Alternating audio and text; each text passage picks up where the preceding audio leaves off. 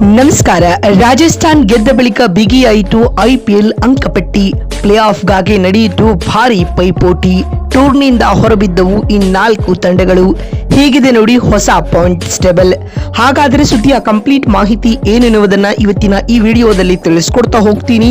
ಆದ್ರಿಂದ ಕೊನೆವರೆಗೂ ನೋಡಿ. ಆದ್ರೆ ಅತ್ಯಂತ ಮುನ್ನ ನೀವು ಕೂಡ ಆರ್ಸಿಬಿಯ ಅಪ್ಪಟ ಅಭಿಮಾನಿಗಳಾಗಿದ್ರೆ ಈ ಕೂಡಲೇ ವಿಡಿಯೋಗೊಂದು ಲೈಕ್ ಮಾಡಿ ಮತ್ತು ನಮ್ಮ ಚಾನೆಲ್ಗೊಂದು ಸಬ್ಸ್ಕ್ರೈಬ್ ಮಾಡಿ.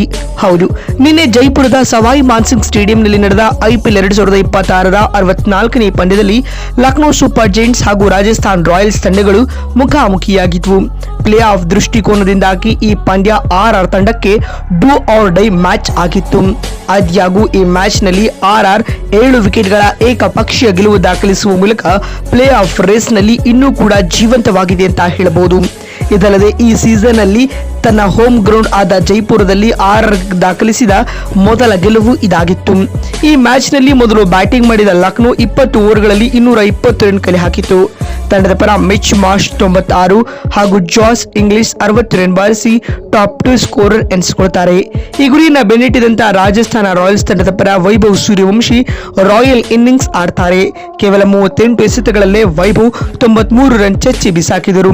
ಇದರೊಂದಿಗೆ ಆರ್ಆರ್ 19.1 ಓವರ್ಗಳಲ್ಲಿ 3 ವಿಕೆಟ್ ಕಳೆದುಕೊಂಡು ಟಾರ್ಗೆಟ್ ಅನ್ನ ಲೀಲಾಜಾಲವಾಗಿ ಚೇಸ್ ಮಾಡುವುದರೊಂದಿಗೆ ಈ ಮ್ಯಾಚ್ ನಲ್ಲಿ ರಾಜಸ್ಥಾನ 7 ವಿಕೆಟ್ಗಳ ಭರ್ಜರಿ ಗೆಲುವು ದಾಖಲಿಸಿತು. ಇನ್ನೀಗ ಪಂದ್ಯದ ಬಳಿಕ ಬಿಡುಗಡೆಯಾಗಿರುವ ಹೊಸ ಪಾಯಿಂಟ್ಸ್ ಟೇಬಲ್ ಯಾವ ರೀತಿಯಾಗಿದೆ ಅಂತ ನೋಡ್ತಾ ಬರುವುದಾದ್ರೆ, ಮೊದಲ ಸ್ಥಾನದಲ್ಲಿ ನಮ್ಮ ಆರ್ಸಿಬಿ ತಂಡವಿದ್ದು ರೆಡ್ ಆರ್ಮಿ ಆಡಿದ 13 ಪಂದ್ಯಗಳಿಂದ 9 ಗೆಲುವು ಕಂಡು 18 ಅಂಕಗಳೊಂದಿಗೆ ಈಗಾಗಲೇ ಪ್ಲೇ ಆಫ್ಗೆ ಕ್ವಾಲಿಫೈ ಆಗಿದ್ದು ಅಂಕಪಟ್ಟಿಯಲ್ಲಿ ಫಸ್ಟ್ ಪ್ಲೇಸ್ ನಲ್ಲಿದೆ.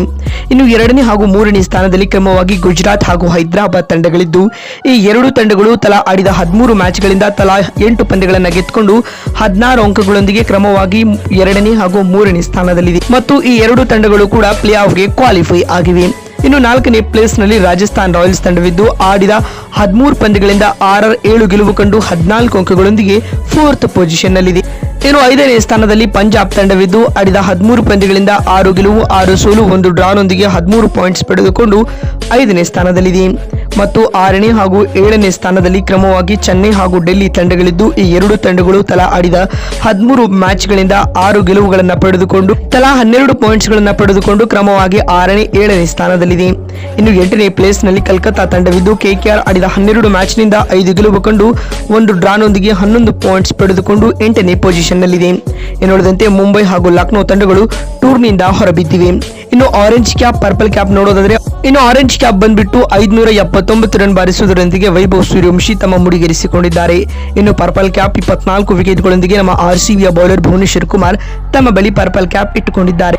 ಈಗಾಗಲೇ ಆರ್ಸಿಬಿ, ಗುಜರಾತ್, ಹೈದರಾಬಾದ್ ತಂಡಗಳು ಕ್ವಾಲಿಫೈ ಆಗಿದ್ದು 4ನೇ ಸ್ಥಾನಕ್ಕಾಗಿ ರಾಜಸ್ಥಾನ್, ಪಂಜಾಬ್, ಚೆನ್ನೈ ಹಾಗೂ ಡೆಲ್ಲಿ ಮತ್ತು ಕಲ್ಕತ್ತಾ ತಂಡಗಳ ನಡುವೆ ತೀವ್ರ ಪೈಪೋಟಿ ಏರ್ಪಟ್ಟಿದೆ. ಸ್ನೇಹಿತರೆ, ನಿಮ್ಗೆ ಏನನ್ಸುತ್ತೆ? ಮಿಕ್ಕಿರುವ 1 ಸ್ಥಾನಕ್ಕೆ ಯಾವ ತಂಡ ಕ್ವಾಲಿಫೈ ಆಗುತ್ತೆ ಅನ್ನೋದನ್ನ ಕಾಮೆಂಟ್ ಮಾಡಿ. ನಮಸ್ಕಾರ.